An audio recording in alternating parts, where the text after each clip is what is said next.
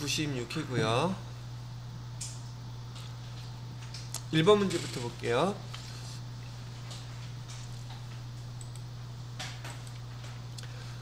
재무정보가 정보 이용자의 의사결정에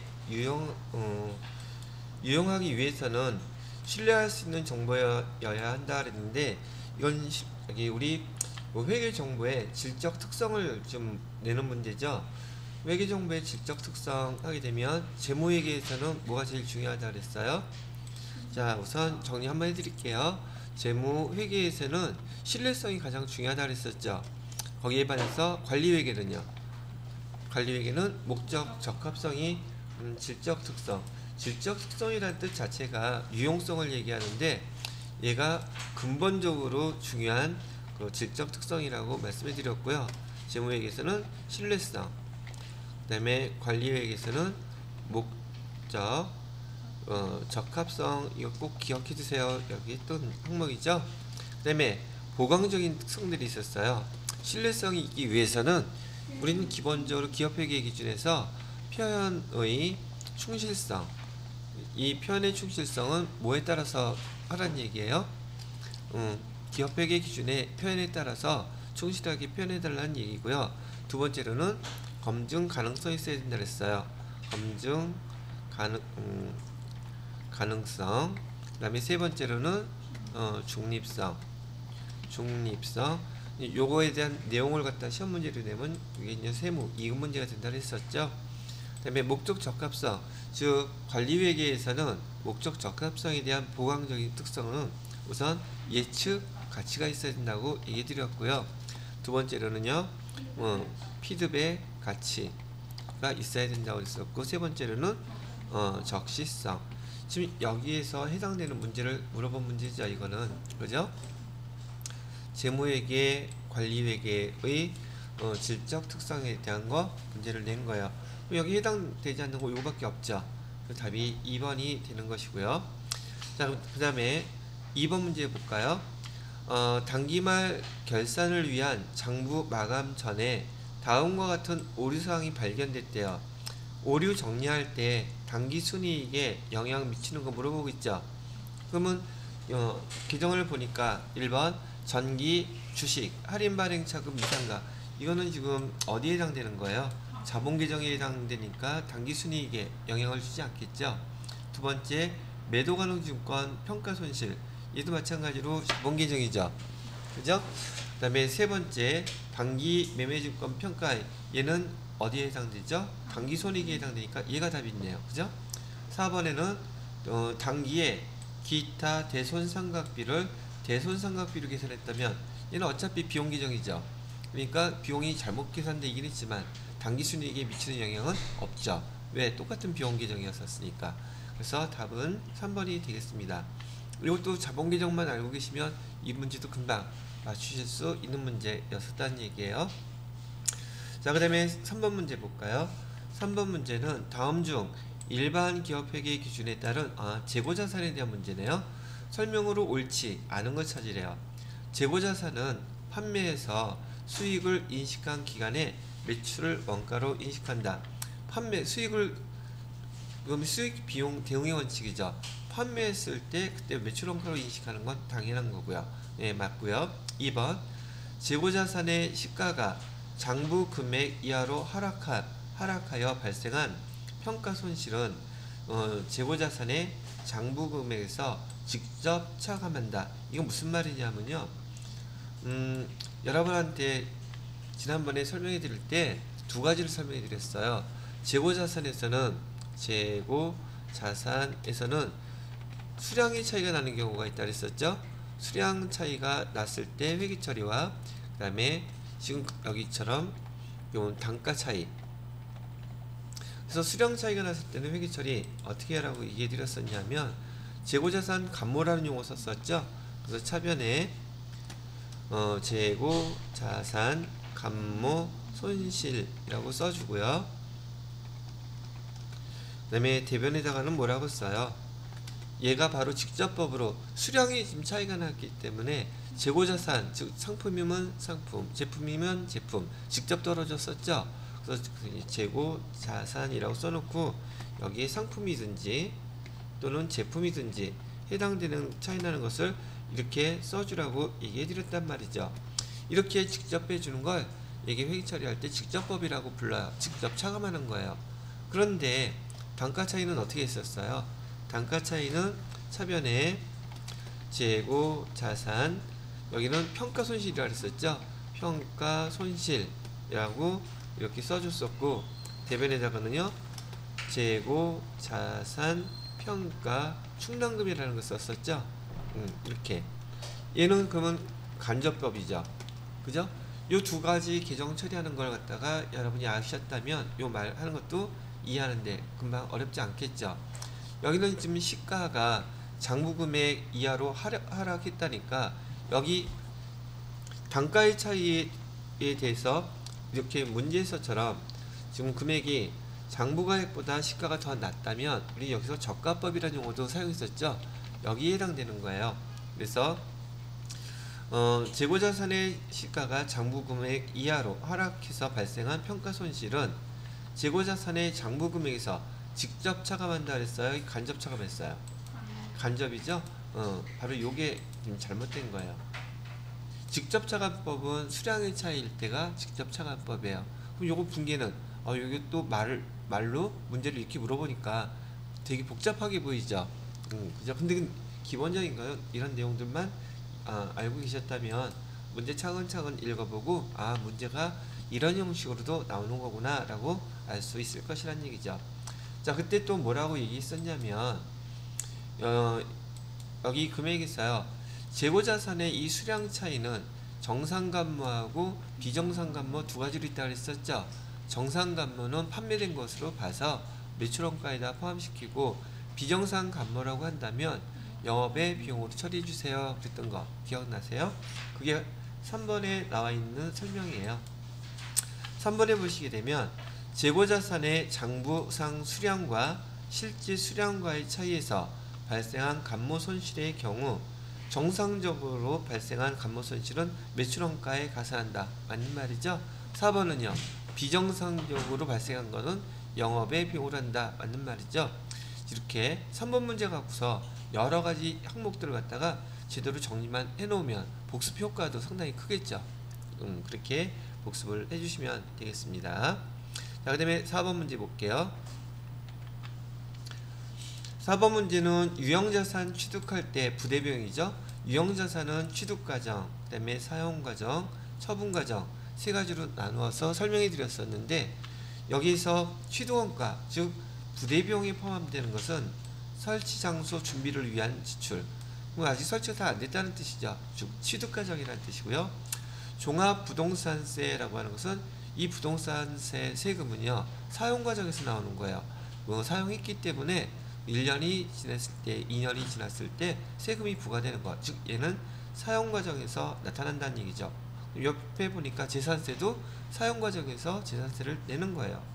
그 다음에 자본화 대상인 차입원가, 얘는 제가 지난번에 뭐라고 설명드렸었냐면, 유형자산인 경우 그 건물을 지을 때 만약에 대출을 받게 됐다면 그 대출받은 금에 대한 이자가 발생하겠죠. 얘도 건물을 짓기 위한 부대비용으로 봐서 문제에서는 반드시 자본화 대상이라고 얘기를 해줘요. 즉 그 이자도 이자 비용이라고 쓰면 안 된다 그랬었죠. 그래서 부대비용이 해당되는 것이기 때문에 얘도 취득원가에다가 포함시켜 줘야 된다는 얘기고요. 그 다음에 유형자산, 이건 되게 많이 했었죠. 취득세, 등록세는 부대비용으로 포함시켜 주죠. 그러면 해당되는 것은 A하고 C하고 E, 요 4번이 답이 되겠네요. 되셨나요? 자, 그 다음에 5번 문제요. 일반 기업회계 기준에 따르면 무형자산의 창출 과정은 연구단계, 개발단계 두 가지로 나눈대요. 요거는 시험 여기 우리 교재에서 배울 때도 제가 디테일하게 나오지 않으니까 한번 보고 넘어가세요 얘기했었죠. 이렇게 나온 문제, 요 문제 갖고 정리하시는 거예요. 요 연구 단계와 개발 단계로 구분할 때 다음 중 개발 단계에 속하는 활동의 예로 적합하지 않은 것. 그러면 나머지 세 가지는 개발 단계에서 적합하다는 얘기잖아요. 그러면 이렇게 생각하세요.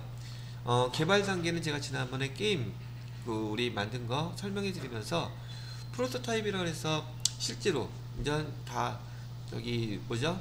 개발이 되고 얘를 개발된 것을 시제 상품화하기 위해서 들어가는 단계는 여기 개발 단계에 해당되는 것이지만 맨 땅에 헤딩하듯이 처음 연구 단계에 있는 것들은 다 비용 처리한다 그랬었죠. 그래서 일단 얘를 구분해 보게 되면 연구 단계에서 발생한 계정들은 다 판관비로 기록하라 그랬었죠. 개발 단계에서 발생한 것들은 다 개발비라고 하는 무형자산으로 처리하게 되는데 얘가 난이도가 좀 높아요. 그래서 얘는 연구비 비용 계정이에요. 연구비로 하는 이유는 지금 얘가 미래 경제적 효익을 지금 가져올 수 있을 만한 자료가 하나도 없다는 얘기예요. 그럴 때는 비용이에요. 또는 연구 개발비라든지 즉 개발비 무형자산 코스프레 하는 것들은 무조건 다 판관비라고 했었죠. 제가 그 다음에 개발 연구비 또는 경상 개발비 이런 것들은 다 판관비예요. 오로지 뭐만 무형자산이에요? 개발비만. 자, 그러면 여기 개발 단계에 해당되는 것들이 어떤 게 있나 오히려 한번 보자고요. 새로운 지식을 얻고자 하는 것은 지금 얘는 상품화될 가능성이 지금 전혀 있는지 없는지 알 수가 없는 상황이죠. 답은 얘가 답이에요. 나머지 세 개는 개발 단계에 해당되는 것들이래요.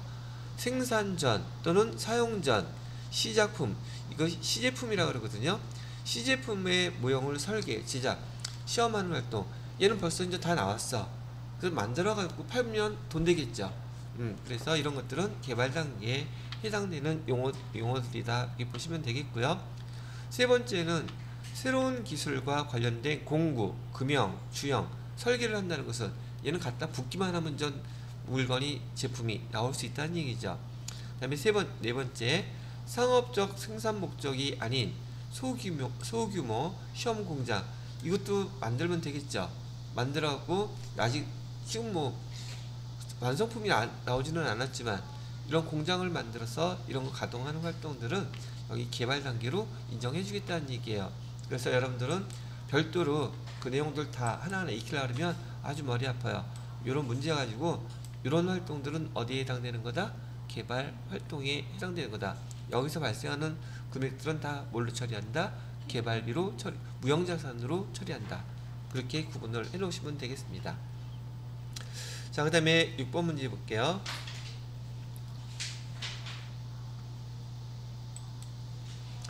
자, 6번 문제를 보시게 되면 은행상사가 단기에 구입하여 보유하고 있는 단기 매매 증권이래요. 다음 자료에 따라 단기 말 재무제표에 표시될 단기 매매 증권은 얼마인가요? 그 다음에 영업의 손익은 얼마인가요? 두 가지를 물어보고 있죠.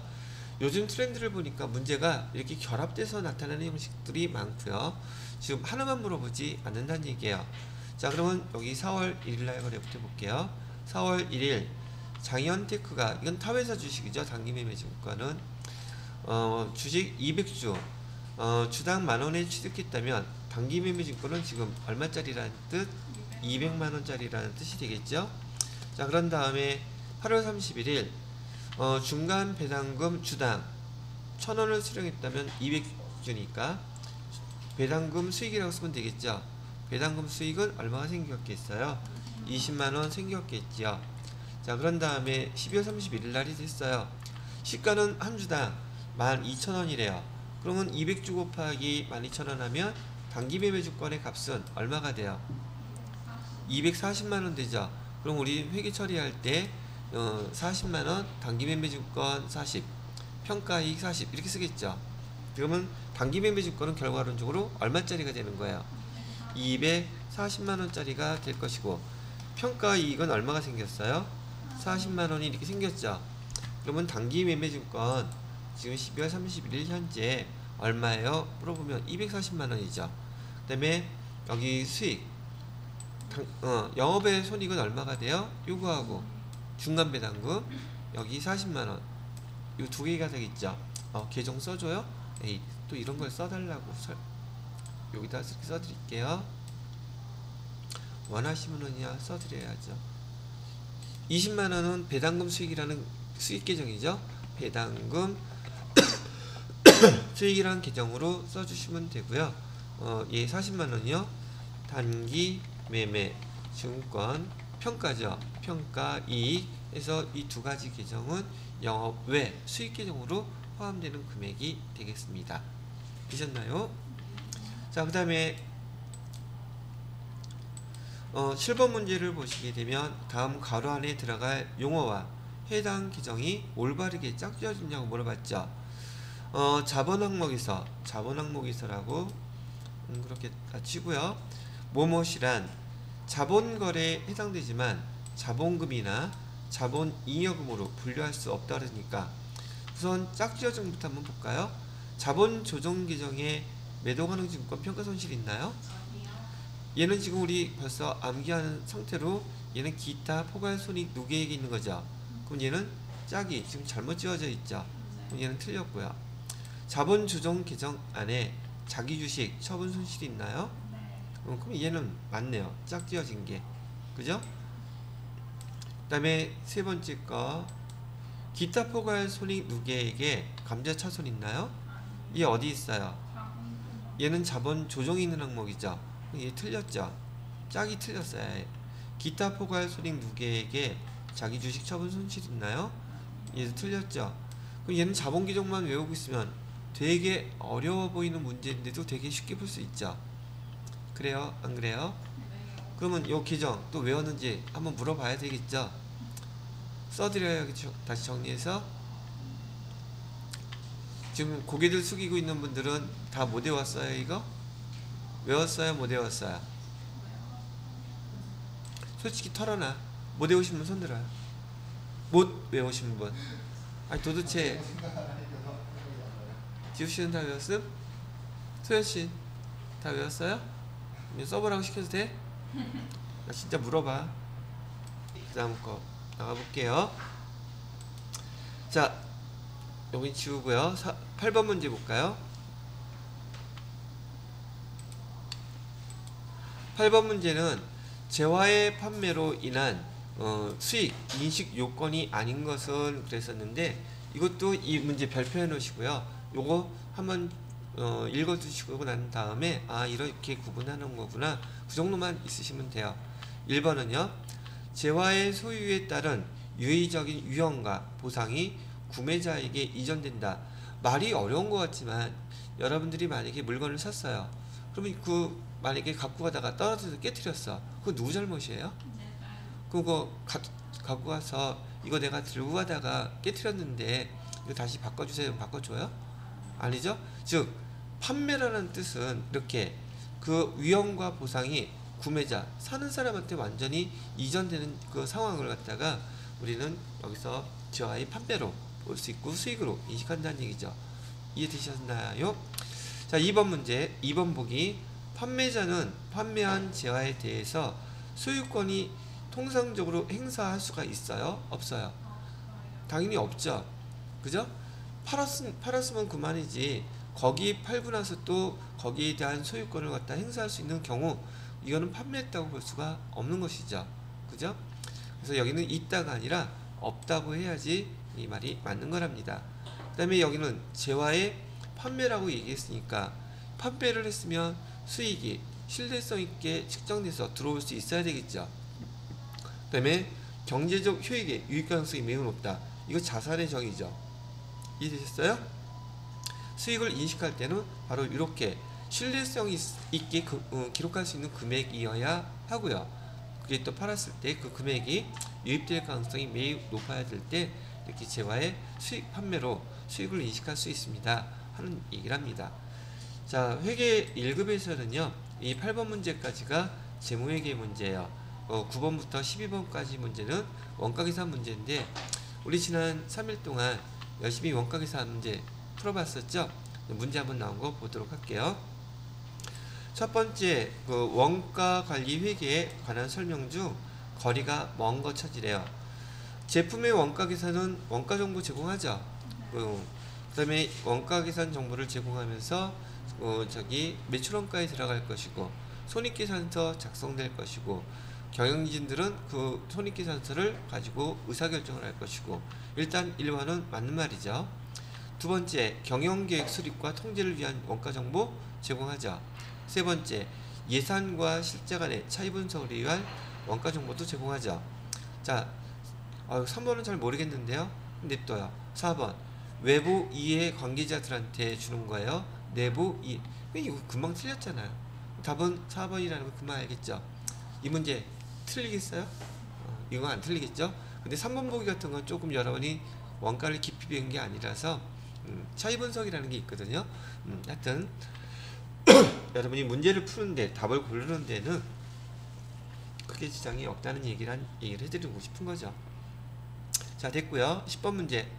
10번 문제는 지금 자료를 보아하니 기초 제공품, 기말 제공품, 단기 총 제조원가 이거 많이 봤던 거죠. 그럼 저는 원재료는 나와 있어요, 안 나와 있어요? 원재료는 없으니까 두 개만 그릴게요. 이거는 따끈따끈하게 배웠던 문제 나왔던 거 그대로 제가 다시 한번 그려서 설명을 해보자는 얘기죠. 그럼 여러분 또 복습도 되죠. 여러분이 연필로 그려서 금방 하면 되겠지만 저는 이렇게 마우스로 그려야 하니 이렇게 해놓고 여기는 제공품 써야 되죠.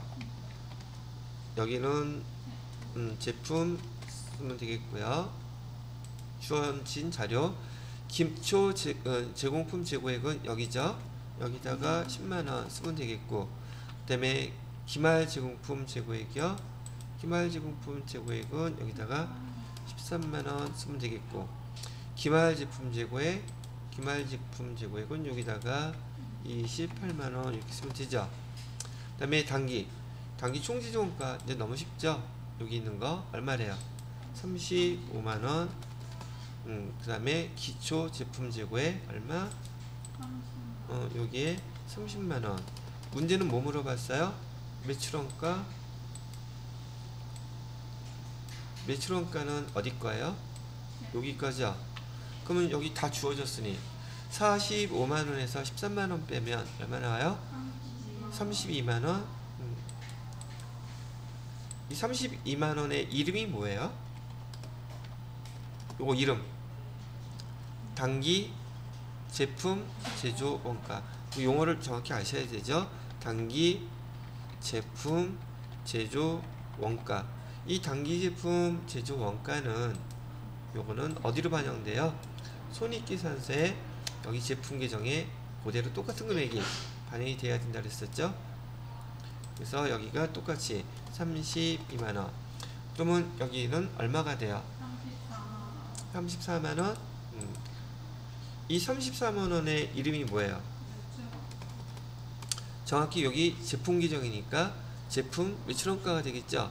제품 매출 원가가 되니 앞에서 우리 배웠던 거 문제 이렇게 풀어보니까 되게 쉽죠. 이렇게 푸는 거예요.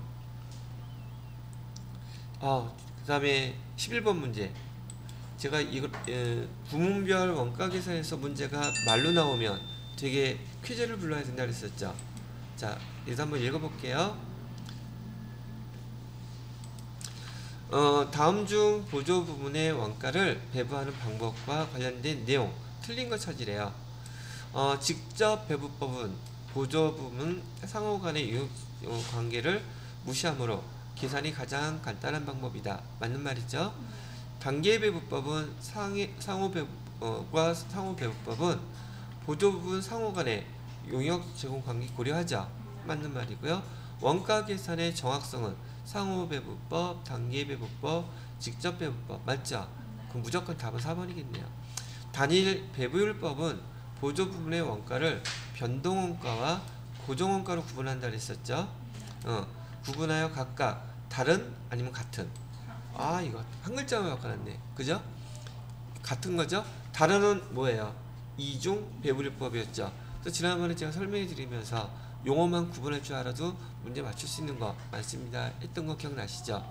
자, 거기다가 12번 문제도 신나게 또 뭐예요? 말로 물어보는 문제야.